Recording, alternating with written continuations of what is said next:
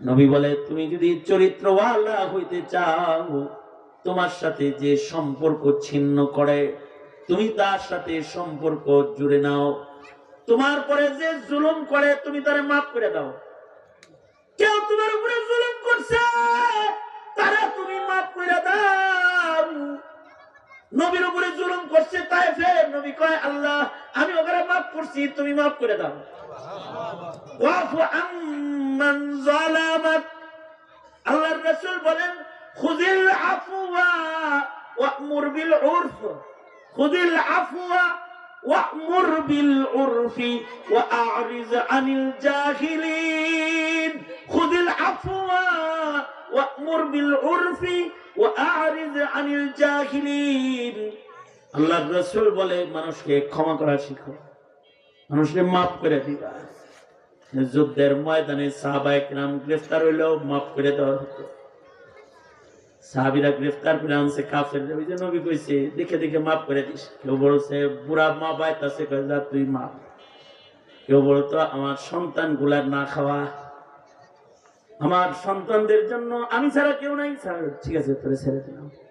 ছাড়তে ছাড়তে দেখা দিত অনেকে ছেড়ে দিত, ধৈর্য আনছে কিন্তু ছেড়ে দিছে, কাফেরদেরকেও ছেড়ে দিত। খুযিল আফওয়া ওয়া'মুর বিল উরফ। একবার আল্লাহর রাসূল সাল্লাল্লাহু আলাইহি ওয়াসাল্লামের কাছে যুদ্ধের ময়দান থেকে কিছু যুবতী মেয়েকে গ্রেফতার করে নবীর কাছে হাজির করা হয়েছে। আল্লাহর রাসূল সাল্লাল্লাহু আলাইহি ওয়াসাল্লাম যুবতীদের ভেতরে নজর করে দেখে একজনের গায়ের কাপড় ভালো না। রাস্তাঘাটে দেখবেন সবার কাপড় ভালো, কিছু মেয়ে আছে তাদের কাপড়, তাদের বাপ মা এত গরিব যে ব্র্যান্ডের কাপড় কিনে দিছে ছোট ছোট। এদের সন্তানদের দেহ দেখা যুবকদের চরিত্র নষ্ট হয়, এমন কাপড় কিনে দিছে। বড় লোকের মেয়ে কিন্তু ওড়না নাই, লম্বা কাপড় নেই, বোরকা কিনতে পারে না, তো গরিব মানুষ বড় লোক খালি খাইতে পারে, পোশাক কিনতে পারে না, দেখে ছোট ছোট জামা কিনছে, সিরা সিরা কিনছে, যা দিয়ে দেখান যায়।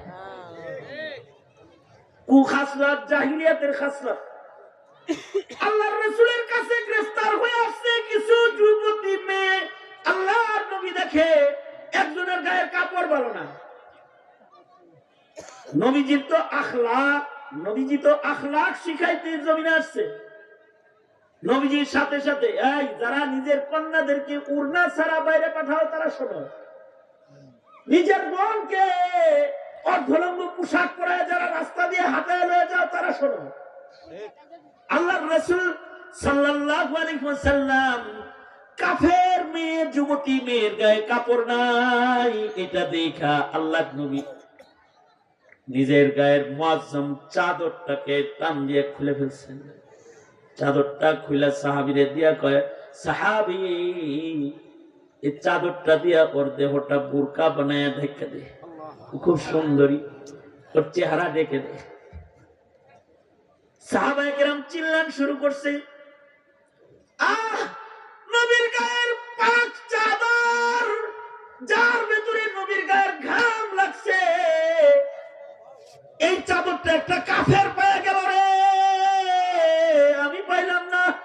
সাহাবীরা চিল্লায়, সাহাবীরা কান্দে, কারণ নবীর গায়ের সাথে যে কাপড়ের ছোঁয়া লাগে এটার অনেক দাম। আমার নবীর দেহের সাথে কাপড় না যা লাগে এটার দাম বেড়ে যায়। নবীর দেহের সাথে যে মাটি লেগে রয়েছে, এই মাটির দাম আল্লাহর কাছে আল্লাহর আরশের চেয়ে বেশি।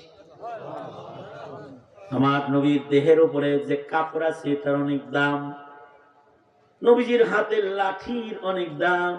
এ কারণে সাহাবীরা নবীজির হাতের লাঠি একজন হাদিয়া পাইছে, লাঠিটা মখমলের কাপড় দিয়ে পেঁচায় নিজের সন্তানদের বলে, এটা আমার নবীর হাতের লাঠি, আমি মরে গেলে এটা আমার লগে কবরে দিয়ে দিবি। কারণ রাসূলের হাতের ছোঁয়া লাঠি কবরে থাকলে আমার কবরে আগুন জ্বলবে না। নবীজির হাতের গায়ের কাপড়ের অনেক দাম। আম্মা জান উম্মে হাবিবা মদিনা শরীফের রাসূলের ঘরে আছেন। আবু সুফিয়ান তখনও মুসলমান হয় নাই, নিজের মেয়েকে দেখতে মাঝে মধ্যে আবু সুফিয়ান মদিনায় গেলে নবীর ঘরে ঢুকতো নিজের মেয়েরই দেখতে। একদিনের ঘটনা, আবু সুফিয়ান আল্লাহর রসুলের ঘরে প্রবেশ করেছে নিজের কন্যা আম্মাজান উম্মে হাবিবার সাথে দেখা করার জন্য। আম্মাজান নজর করে দেখে আবু সুফিয়ান আসতেছে, বাপ আসতেছে। উনি দরজায় দাঁড়ানো ছিলেন। আবু সুফিয়ান নিজের বাপ দরজা দিয়ে ঢুকতেছে, এটা দেখা বাবারে না আগাইতে যায় ঘরের ভিতরে দৌড়ে ঢুকছে। দৌড়ে ঘরে ঢুইকা আগে চকির উপর থেকে, খাটের উপর থেকে সুন্দর চাদর যেটা বিছানো এটারে টাইনা উঠে ফেলাইছে। আবু সুফিয়ান ঘরের দরজায় দাঁড়ায় দেখে ফেলেছে মেয়ে চাদর উঠেছে। নিজের মেয়ের দিকে তাকায় বলে, মা উম্মে হাবিবা, দেখতে এলাম আমি তোর বাপ লাগি, তুই আমার কন্যা লাগস, মায়ায় ফেরা দেখতে এসেছি। কিন্তু মা, এটা করলিটা কি তুই? তুই যে আমার দেখা বিছনার চাদর টান দিয়ে সরাইলি, আমি সর্দার মানুষ, ওই ময়লা চাদরে আমি বসার উপযুক্ত না, নাকি চাদর খারাপ, নাকি আমি এত খারাপ যে ওই ভালো চাদরে বসার উপযুক্ত আমি না, কোনটারে মা? হাবিবা আম্মা জান এরা নবীর শান কেমনে বুঝে? তুমি নেতার শান বুঝো, নেত্রীর শান বুঝো, নবীর শান বুঝো না। উম্মে হাবিবা নবীর শান কত বুঝে। নিচের দিকে তাকায় বলে, বাবা গো, তুমি আরবের সর্দার, তুমি উম্মে হাবিবার বাপ লাগো, বাপ হিসেবে তোমাকে সম্মান করি, তুমি সর্দার, তোমাকে ইজ্জত করি।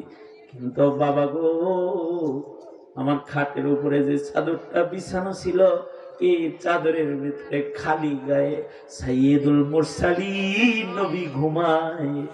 বাবারে, যে চাদরের ভেতরে মুহাম্মাদুর রাসূলুল্লাহর গায়ের ছোঁয়া লাগছে, ওই চাদরের ভেতরে তুমি বাপ হইতে পারো, কিন্তু কাফের নাপাক বাবারে নবীর চাদরে বসতে দিতে পারি না।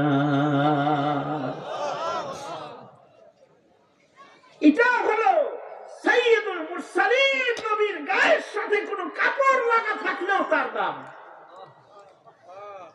আল্লাহর রাসূল নিজের